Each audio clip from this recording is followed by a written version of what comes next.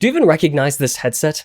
I wouldn't blame you if you don't. I only found it through a Markiplier video on FNAF VR. While many of you most likely own some sort of Quest 2 that plays all of its games on the headset itself, this thing was born in an era of only computer-tethered headsets. The Rift S had its ups and downs, mostly downs, but some ups too. But this thing had its fair share of issues. Tracking going horribly wrong, crashes that would leave you in a static void, and a microphone that made you sound like the first prototype of Siri. The list goes on and on. But today I wanted to share it all with you. The promising nature that this headset held, what went wrong, and of course my personal experience with the Rift S. This is the story of the most...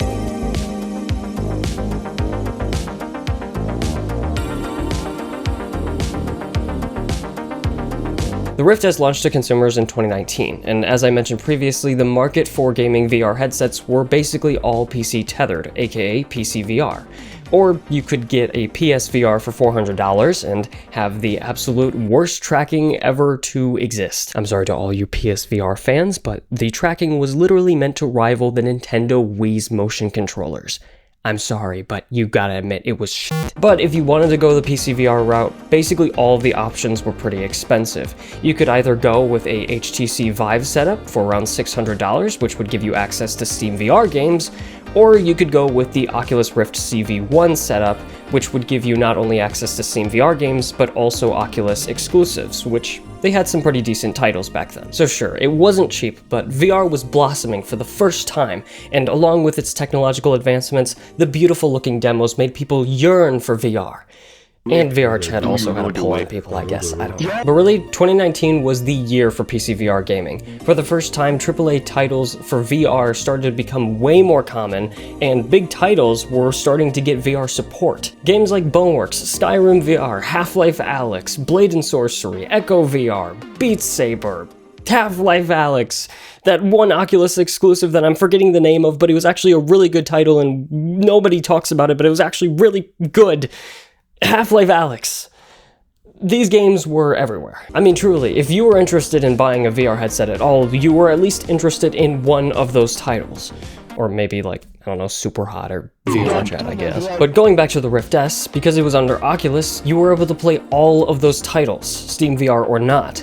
And the kicker was that it was $400, which was unheard of for a PC VR headset back then, and was actually a decent price for a consumer to buy. Not only that, the Rift S also utilized inside-out tracking, using the 5 cameras on the headset itself in order to track your environment and your controllers. This differed from everything else at the time, which used outside-in tracking, meaning that you would have to set up the sensors around your room, and those would stare at your headset and controllers in order to know where you were. It would give you great tracking, but at the same time, it would be extremely annoying to set up, and especially if you didn't have much room in the first place. But the Rift S solved that. And not only that, it also introduced a higher resolution that started to get rid of that screen door effect that plagued so many of the original PC VR headsets. But for me, the inside-out tracking as well as the $400 price tag was absolutely more than enough for me to want to buy one.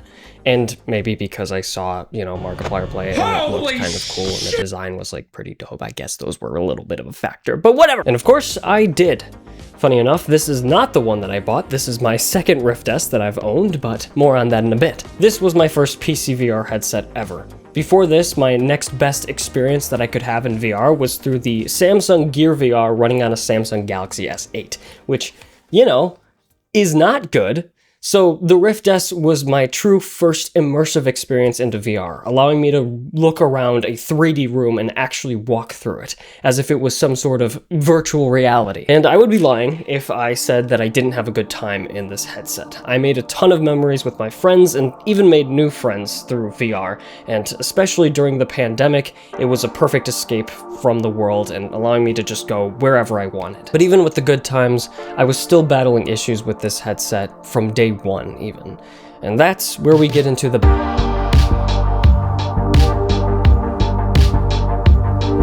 So for this part, I'm going to go through all the issues that I personally went through, but just know that these were not just experienced by me, and I would guess that almost every Rift S user experienced at least one of these issues, if not all of them. So in the first few days of owning the Rift S for myself, I already started to see a couple of weird issues. You see, plugging it into the PC, starting up all of the annoying software that had to run in the background, and opening up the game was totally fine, and everything worked perfectly. That was until you tugged on this wire just slightly, and your whole screen would go black instantly, and you wouldn't be able to recover from it. Now, it wasn't really that big of a deal because all you had to do was unplug and plug back in, or sometimes even just restart the Oculus software without even unplugging it, and you would be totally fine. You would just have to restart the game and you're good. And if that was the only issue and it didn't get any worse, then I would be totally fine.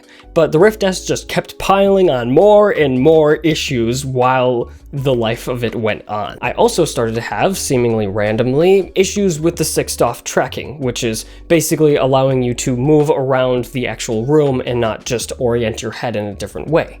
You see, randomly throughout a game, I would just lose the 6-DoF tracking and I would only be able to tilt my head and my controllers in any way. I could not spatially move them whatsoever, and if I tried to enable the pass-through to see what's happening on the cameras, I would be met with just a static void. So clearly, the cameras, for some reason, were just offline, not producing any sort of light that could be used to track my spatial area. So that was a bit of a weird issue. But once again, you would just have to unplug and plug it back in, or restart the software, and you would be fine. But you know what couldn't be fixed by just a simple restart of the software or an unplug? The microphone. The microphone on this thing is shit. Not only does the bassline sound like an iPhone 2 or whatever that doesn't even exist, but that just tells you how bad it is, but also every 5 minutes you would be virtually deconstructed out of the metaverse and then have your bits scrambled into a blender, making you virtually impossible to listen or hear whatsoever. You think I'm exaggerating? Listen to this. Look at this little hidden Easter egg here. You can actually see the outside of the universe if we just... Okay, come here. Okay, wait. Oh my god! I can't even see anything! It's like a whoa. This shit is like a bit... No, what? I wasn't even at the phone! I wasn't at the phone! This was the biggest issue the Rift S had, and just by the looks of it online, basically every single Rift S owner had this issue. I did actually find a fix, but that was only because I decided to plug it into my gaming laptop instead of my desktop, and for some reason, it just stopped doing it. But other than possibly switching to a completely new computer, which might not even solve it, that just happened to work for me, there was no fix for this thing, meaning that you basically had to get some sort of external microphone in order to do any sort of VR chat on this. But there were a lot of other smaller issues that the Rift S had, like for some reason every now and then there would be TV static streaks that would just go across the screen for seemingly no reason, but it would go away, so it wasn't really that big of a deal. And I am glossing over a lot of the different issues that I'm sure you can find online about what people had with this headset. But even then, I could probably live with it. Like I said, I got an external microphone to get rid of the mic issue, and I could just unplug and re-plug in my headset every single time I had any sort of weird tracking issue or crash. But it didn't stay consistent. You see, at the beginning, I only had to restart my headset around once or twice a day. But as time went on, it became once or twice an hour, which meant that every hour, every half an hour, basically, that I was playing any sort of game, I would have to stop what I was doing, unplug my headset, close everything down, restart all of the software and plug my headset all back in, get myself set up once again, and then get back into the game and where I was. Sometimes I couldn't even save my progress, or maybe I was in the middle of a conversation and I would just disappear and they would have to wait, I don't know, like 5 minutes for me to just get back into the game and reconnect. You can imagine how that can be a little annoying. So in the end, I decided that, okay, maybe these things are just an issue with my headset specifically, and it was still under warranty, so I decided to turn it in, tell them my issues, and instead of fixing it, they basically just gave me a refurbished headset, which was totally fine by me. I got the headset, plugged it in, and things were kind of fixed somewhat, maybe, possibly. Not the microphone though. Microphone's still shit. But for the most part, the crashing and tracking issues were mostly gone to the point where I didn't have to worry about it. That was until a couple months later where they eventually came back in, but even then it wasn't as bad as my original headset. So was it a hardware issue? Was it a software issue? I'm assuming some mix of both. My theory is that there was something going wrong with the wire and the software just had no clue on how to fix it, so it would just give up and die. Which leads me to the next part. Why were so many people having these issues? Why was Oculus doing absolutely nothing about it? What?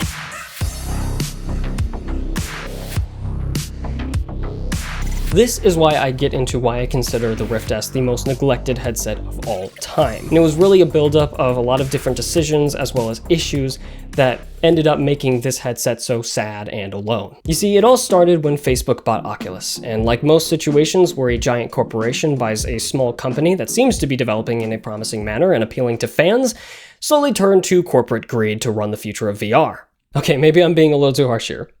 Or not, depending on your outlook on capitalism in America, but the point is that the original idea for what Oculus would turn into, that the founders had, started to be neglected, and the original employees also began to leave the company. One of the said plans for Oculus was to deliver the most premium VR experience with the highest of quality of the technology that could be made at the time. Facebook, however, saw more money in expanding the amount of people who could get the headsets by making cheaper VR headsets with meh technology, which again isn't a bad thing. Like I said before, the reason why I even got the Rift S was because of the $400 price. But in the end, it just wasn't what the original founders intended for Oculus to be. Oculus was also working on prototypes of a gaming VR headset that could be played without the use of a computer, which was much more intriguing to Facebook because that meant that many more people could get into it without the need for an external device.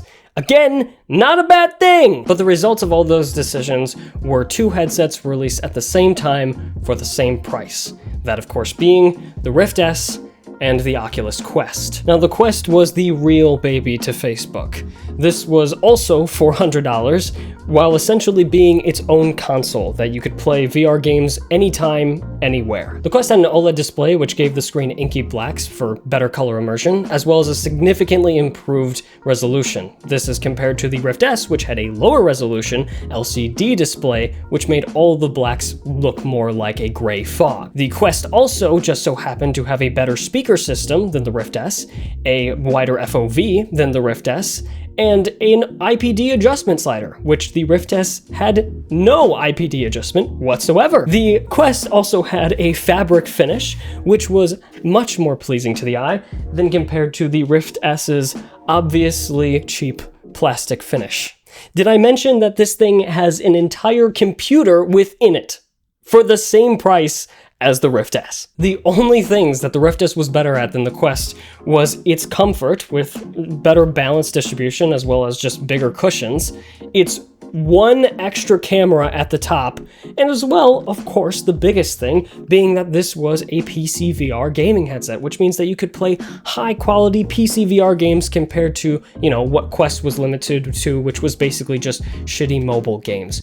Oh wait, just kidding. Literally a month later, they added PCVR support for the Quest, which means that you could play every single game that this thing could play on with an OLED display that had a better resolution, that had better screen, that had a better FOV, that had a better speaker setup, for basically the same price! Okay, especially at the beginning, Quest Link was definitely not a PC VR headset killer. It had issues with delay in the connection as well as slight compression if you didn't get their $70 cable, as well as the fact that the microphone was just not supported for any games. What is up with Oculus's issues with the microphone? But still, the only real reason to get the Rift S over the Quest was literally just its comfort. And honestly, that is a pretty good reason, because I'm pretty sure that if I got the Quest instead of the Rift S, I most likely wouldn't have spent so much time in VR. But with the Rift S, I was able to stay in VR for hours upon end, given the fact that I had to restart every hour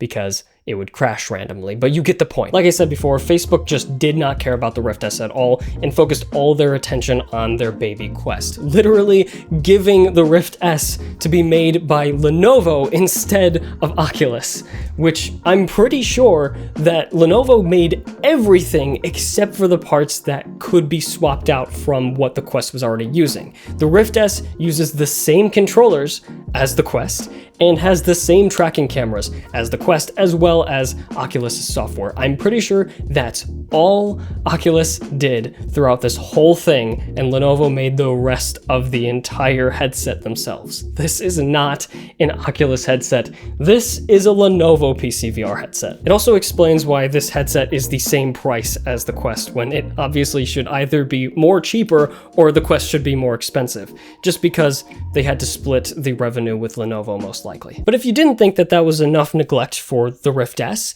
can you guess how many major software updates that this headset had over its entire lifetime? 100? 50? 10? 1. It had one. It had one, and it was in like the first month, maybe 2 months of it actually being released.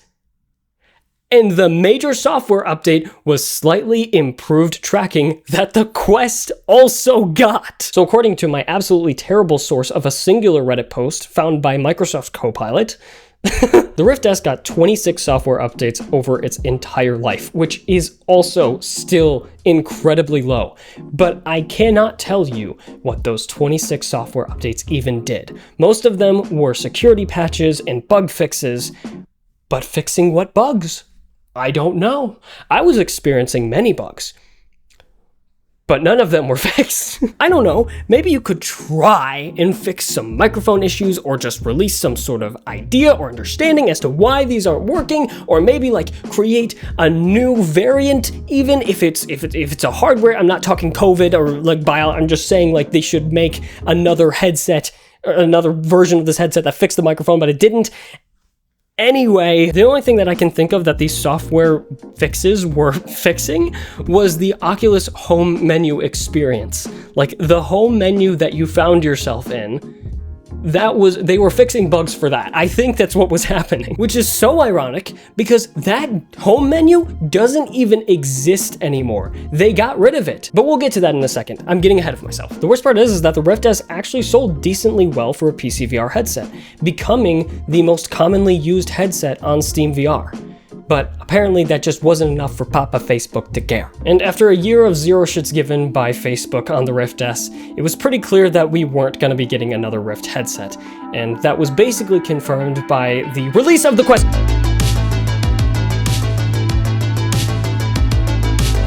Now I'm kind of going to gloss over the Quest 2 because it's getting away from when the Rift S was released and its relevancy, but I still think it's kind of relevant to talk about it just a little bit, so here we go. The Quest 2 was released on October 13th, 2020, which was basically a year after the Rift S and Quest originally came out, and people were a little mad if they purchased a Quest. Why, you may ask? Well, that's because it did everything better. The Quest 2 had a resolution boost, which basically got rid of its screen door effect, or at least minimized it a lot. It got a speaker upgrade. It got a size upgrade, making it much smaller than the original Quest. It also had a battery upgrade, and oh yeah, it boosted the performance of the Quest by 2 times the performance of the original. After a year. Oh, did I forget to mention that the price was $100 less than the original Quest? At $300 compared to the Quest 400, and the Rift S is $400 because that's what we're talking about. But still, the Quest to Quest 2 was its own beast, and maybe I'll make a video on it one day, but seriously, my gosh. And of course, this was 2020, and people were already getting sick of being indoors from the pandemic. And this device, being $300 and very affordable, promised in its advertisements to give you an escape from reality into a virtual one, which means that a lot of people were interested in it. So because of the factor of COVID, as well as how cheap it was, as well as how much they were advertising it, I swear every other advertisement on TV back then was for a Quest 2, by 2022 they sold 14.2 million headsets, making it the best-selling VR headset ever made. This was such a success that, of course, Facebook and Oculus rebranded to Meta, short for Metaverse, which absolutely did not get a bad rap whatsoever, and somehow become tied to cryptocurrency in some way for some reason. I don't know why you would think that at all. Meanwhile, the Rift S was just sad and alone in a ditch, just waiting for Oculus to come home, but instead was met with the mangled version of it called Meta. And with that, we go to the present day of the Rift S. Yeah, I mean, honestly, there's nothing much to say in this part. I mean, this thing is completely abandoned if it wasn't abandoned already from day one. I mean, the app isn't even called Oculus anymore. It's called Meta Quest Link, which is just a slap in the face, not even for the Rift S, but for the original Rift.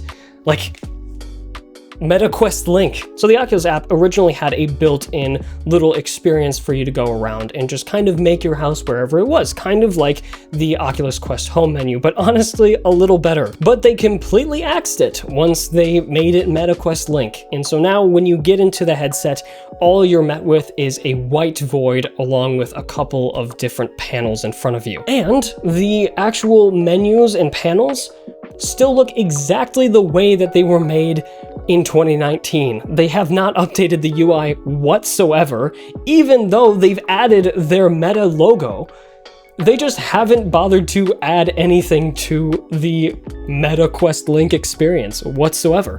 I'm hoping they do soon, now that they've totally rebranded it, but as of today, it looks exactly the same way that it looked in 2019. And honestly, that's basically it. That's all I can say about the present day of this headset. I mean, it still works, at least. I can still plug it in and still use it, and that is cool, and that's saying more than what the Quest can do to this day, as it's been discontinued. So like I said at the start of this video, I honestly had a ton of fun in this headset, even with all of its terrible qualities. And if I could go back and either purchase the Quest or the Rift S, I think I would still purchase the Rift S, just because, again, the comfort is honestly a huge thing. And while for the whole time that I owned this and used it, I was constantly wanting the Valve Index instead, I honestly had a really good time just being able to hop into this and play for hours upon end once I got the refurbished one. So you might have spotted it in the background, but yes, I use a Quest 3 now.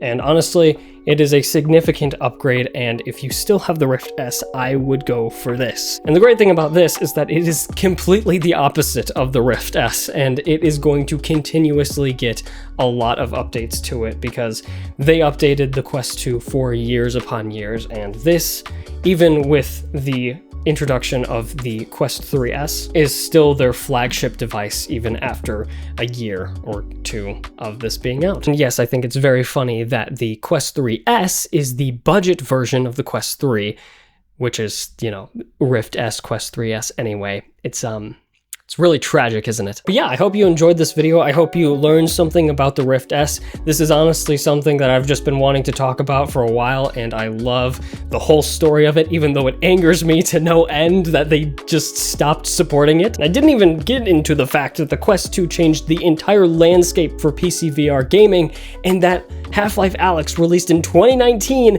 is still the best looking VR game ever made to this point in our lives.